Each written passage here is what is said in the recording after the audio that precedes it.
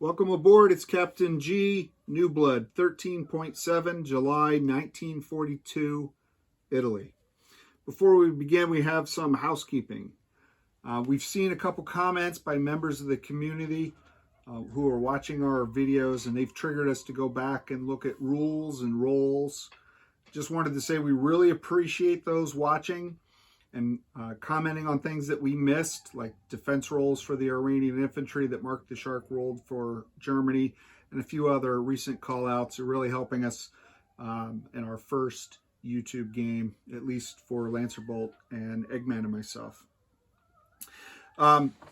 So a couple of the housekeeping fixes then. Like I said, Mark the Shark rolled for the Iranian defense role.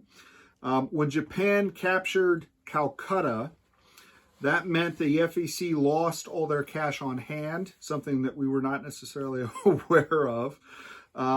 So when Lancerbolt had his turn, he moved his position, his forces, assuming that he would be able to build and reinforce. So we've removed everything that he built on that turn because FEC lost their money. And they just changed where the infantry moved to rather than on the coast, exposed to further Japanese attack. He backed up one and put all of his air with those two infantry as well.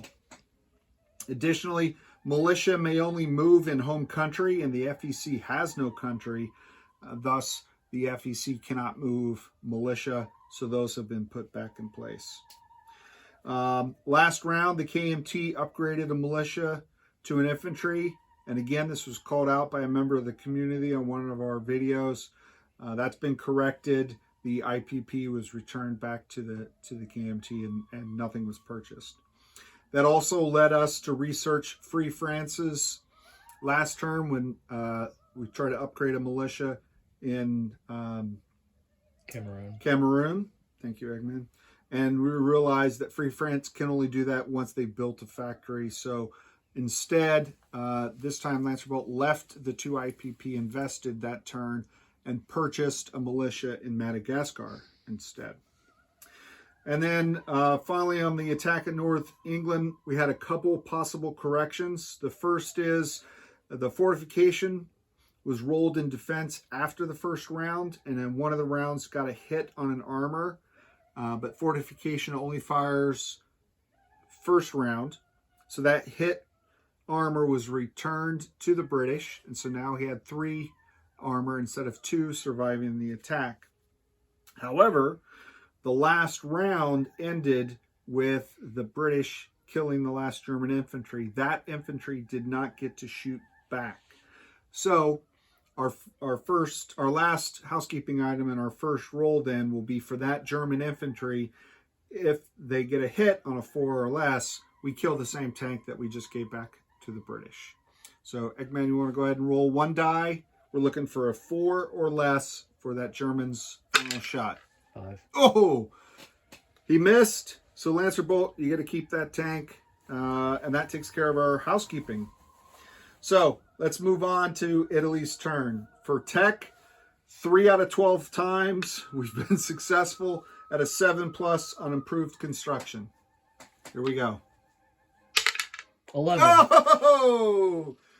Oh boy, we're so excited. We finally completed our first tech. So that moves it up to stage 4, and it does impact our production, which you can see here.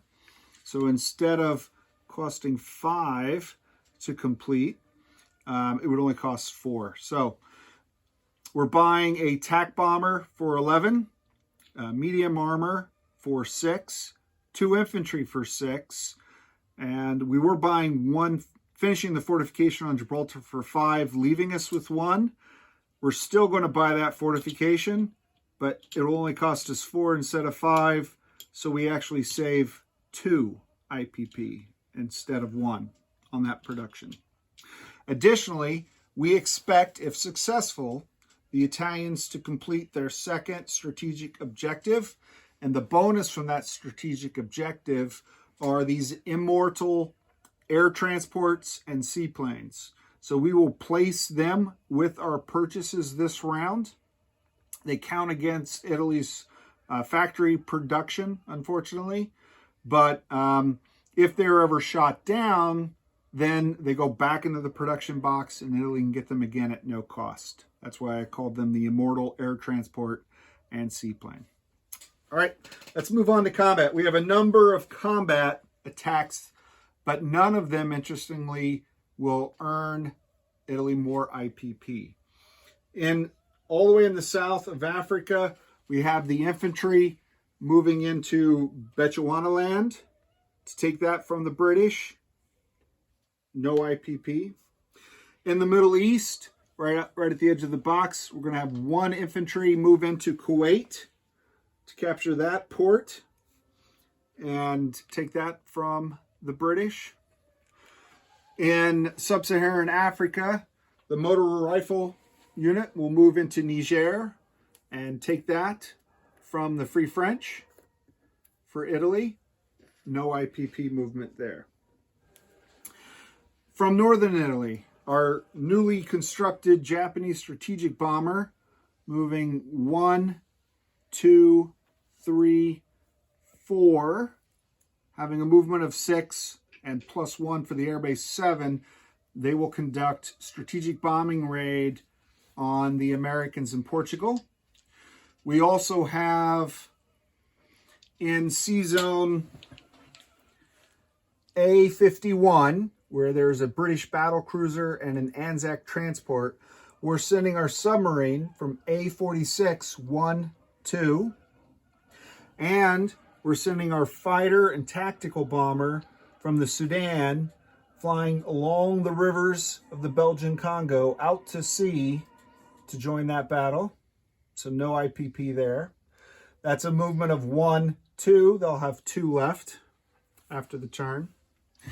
And then our final 2 battles, the peninsula here of Peloponnese. We are attacking that with 2 mountain infantry and 1 artillery from Thessaly, supported by the 2 fighters from Albania flying into the Ionian Sea 1 and then on to Peloponnese 2. So they'll have 2 left. And then the Marines, the Italian Marines, not to be outdone by their Japanese cousins, are going to, this transport in the Ionian Sea will move 1, 2 into M8, take the 2 Marines from Thessaly, drop them off into Crete. The other transport that was already here with the Italian task force in the Aegean Sea will pick up the 2 Marines from Macedonia, move 1 into M8 and drop those Marines off. So a total of 4 Marines.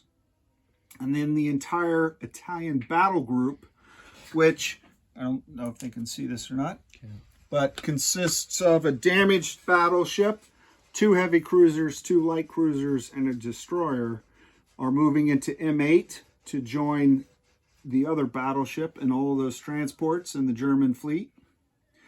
And the battleships and the heavy cruisers will fire naval gunfire support into Crete. They'll be supported as well by the medium bomber from Albania, flying 1, 2, 3 onto Crete, and it will have 2 movement left as well. Those are all of Italy's combat moves this turn. So let's take care of the sea battle first. The submarine firing first strike at a 3 or less against the battle cruiser. 6. That's a miss. The fighter at a 6. 1. That's a hit. And the tactical bomber at a 7. 11. All right, so that's 1 hit. That's all it takes to kill the battle cruiser. The battle cruiser will shoot back, and they defend at, I believe, a 7. Let me confirm. Yeah, 7. 3. Oh, alas, our submarine has been sunk.